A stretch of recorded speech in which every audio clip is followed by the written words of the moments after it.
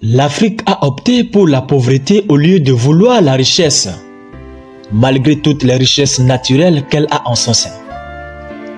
Depuis ce temps, l'Afrique n'a pas compris qu'il faut qu'une génération se sacrifie pour une autre afin de retrouver sa liberté adéquate sous toutes ses formes, et que c'est ce même principe qui a permis à d'autres pays ou certains continents de gagner leur liberté. L'Afrique doit savoir que la religion chrétienne ou islamique sont conçues ou sont programmées dans l'optique de maintenir l'Afrique dans la pauvreté et non pour son épanouissement. Si l'Afrique veut se développer, il faut qu'elle se débarrasse de certaines écritures religieuses qui prônent la misère des hommes comme une bénédiction divine à sa population. Ces écritures religieuses ne sont que des poisons pour le développement de l'Afrique et surtout à sa population et ceux qui croient en elle.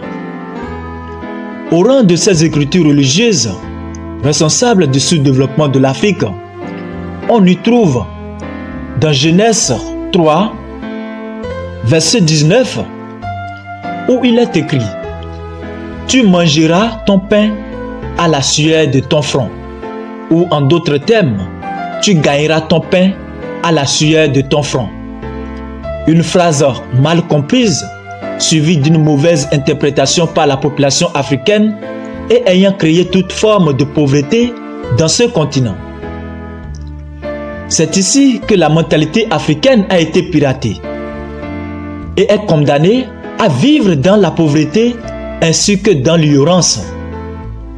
C'est d'ailleurs dans cette mauvaise interprétation que font nos prêtres, nos pasteurs, nos imams, que l'imagination, l'intelligence créatrice, la volonté africaine a été piratée et volée par les plus intelligents dans la réflexion, ou les grands philosophes, ceux qui savent utiliser le pouvoir de la répétition et la puissance des mots pour obtenir ce qu'ils veulent.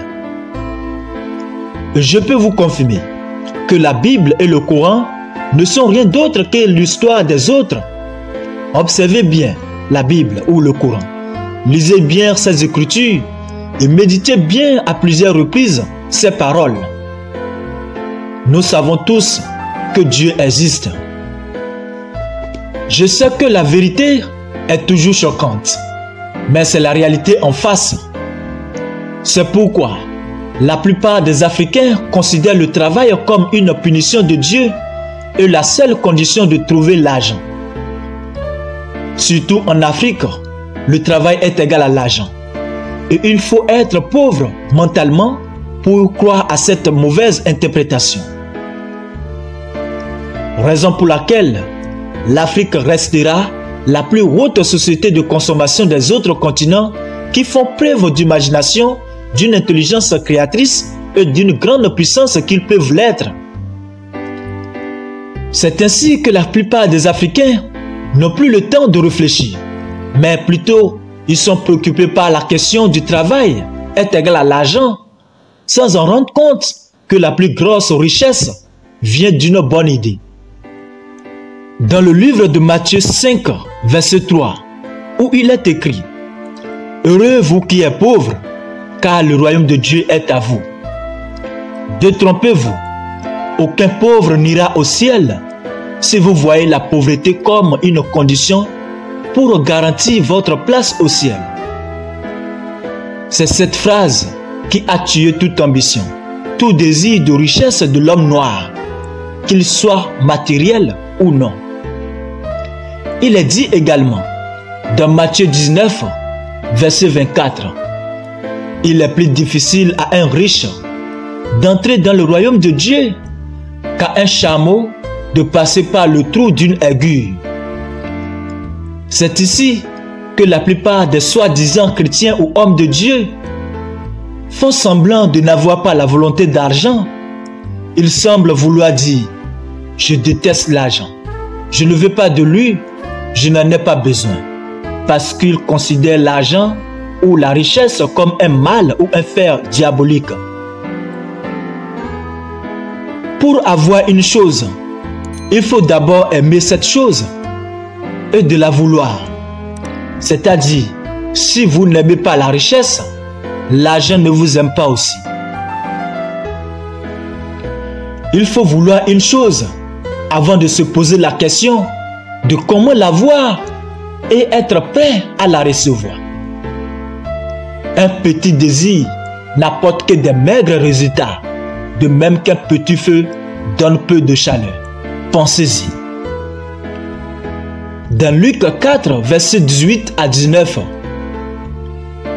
Jésus disait: « L'Esprit du Seigneur est sur moi, parce qu'il m'a oint pour annoncer la bonne nouvelle aux pauvres. » De quelle bonne nouvelle s'agit-elle?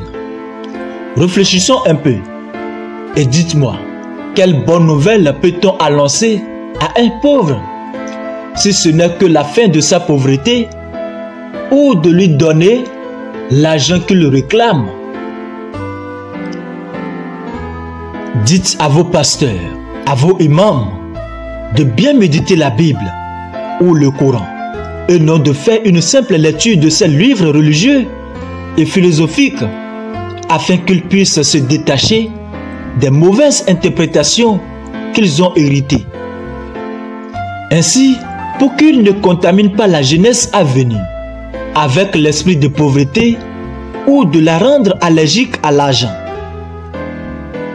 Si dans Proverbe 23, verset 7, l'homme est tel qu'il pense, ce qui veut dire que nous sommes le produit de nos pensées, alors l'Afrique peut bel et bien se développer à la seule condition que sa population change son mode de pensée.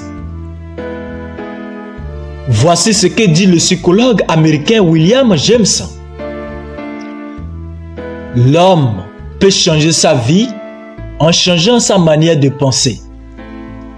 L'Afrique a donc la liberté de choisir. Que vos idées soient bonnes ou mauvaises, vous devenez ce à quoi vous pensez le plus. C'est la puissance des mots selon la loi d'attraction.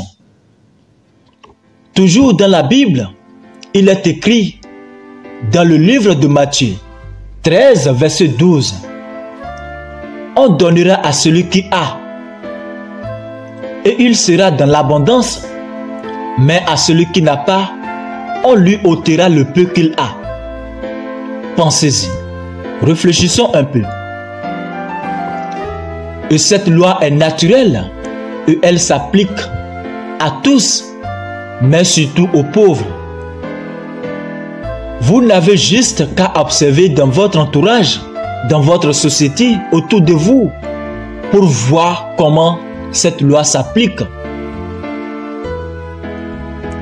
L'Afrique est la plus haute société de consommation qui peut exister dans ce monde.